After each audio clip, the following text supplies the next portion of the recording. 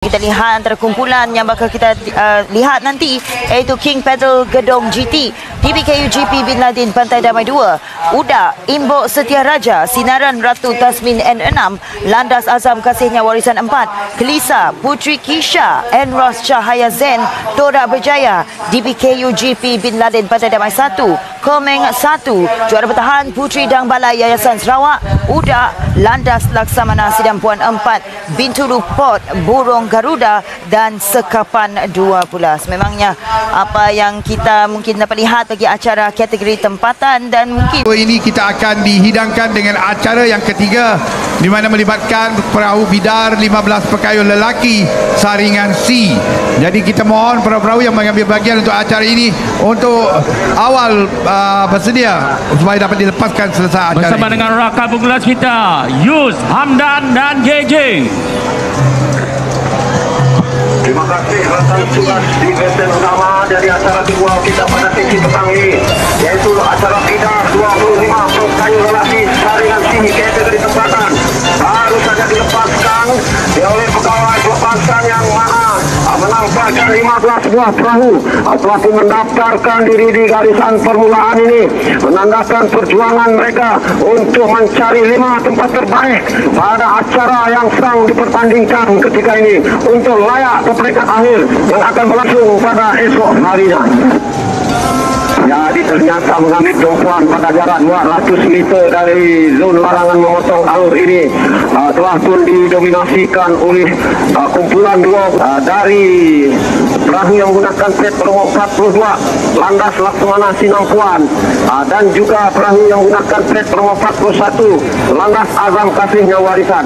Tetapi yang mengambil tumpuan pola ketika ini adalah perahu yang menggunakan plat nomor 33 DBKU GP Bin Ladin Pantai Damai 2 ini di kedudukan yang kedua sekarang ini berjaya memintas perahu Landas Azam Kasihnya Warisan 4 sebentar tadi. Manakala mengambil tumpuan adalah perahu yang menggunakan plat nomor 38 tidak lain dan tidak bukan Putri Dang Balai Yayasan Sarawak dari kedudukan yang keempat sekarang. Sebentar tadi ini berada pada kedudukan yang ketiga, memintas sedikit demi sedikit perahu yang menggunakan plat nomor 41 Landas Azam Kasihnya Warisan 4 sebentar tadi.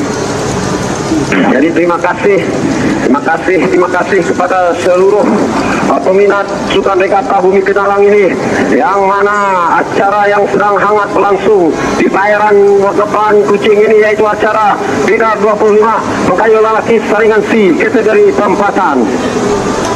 Jadi sudah semestinya pertembungan akan berlaku di antara perahu yang menggunakan plat nomor 42 Landas Laksamana Sinampuan 4 dan juga berkemungkinan besar Putri Dang Balai Yayasan Sarawak yang menggunakan plat nomor 38. Sekarang ini seakan-akan telah mengimbangi kedudukan perahu DBKU GP Bin Ladin Pantai Damai 2. Manakala perahu yang menggunakan plat nomor 31 King Pedal Gedong GT berada pada kedudukan yang ketiga, hanya dibedakan oleh 2 plat saja untuk perahu yang menggunakan plat nomor 41 Landas Azam Kasihnya Warisan 4 ini. Manakala di kedudukan yang kedua mengambil tumpuan sekarang ini Torak Berjaya akan mulai menukarkan corak kayuhan mereka, berjaya mengimbangi kedudukan perahu yang menggunakan plat nomor 41 yaitu Landas Azam Kasihnya Warisan berada pada kedudukan yang keempat.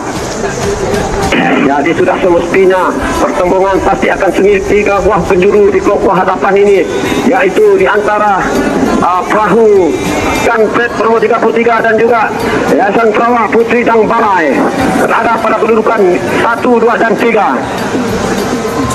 Manakala King Pedal masih lagi mengambil tumpuan, kekal berada di kedudukan yang ketiga, sedang diberi tentangan oleh 3 buah perahu yang ada di belakang mereka, seperti perahu Torak Berjaya yang menggunakan plat nomor 32, perahu pintu lupa Burung Garuda yang menggunakan plat 44 dan juga perahu Landas Agam Kasihnya Warisan 4 yang menggunakan plat nomor 41.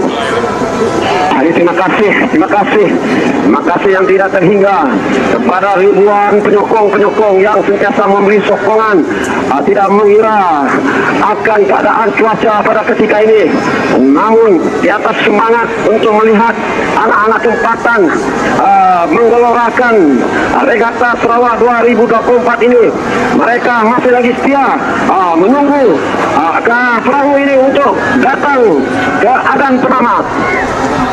Jadi sememangnya pertembungan sengit di antara 3 buah perahu yang berada di kelompok hadapan ketika ini, di antara perahu Landas, perahu DBKU Pantai Damai GP Ben Laden dan juga perahu Putri Tangbala Yayasan Sarawak. Namun dapat kita saksikan dengan jelas sekali lagi Putri Tangbala Yayasan Sarawak yang menggunakan plat nomor 38 akan mempunyai kuasa sakti. Mereka berada di pertengahan Adan ini, terus menukarkan dia keruhan mereka. Berjaya memintas kedua-dua Laksamana ataupun Landas Laksamana Sinampuan 4. Jadi hanya tinggal lebih kurang 400 meter saja lagi betul-betul di hadapan pengkalan kampung goyang ini.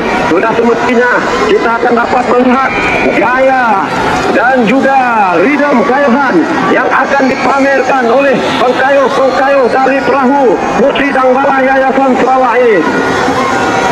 Memang tidak dapat dinafikan kelajuan perahu ini amat sukar ditandingi pada ketika dan saat ini.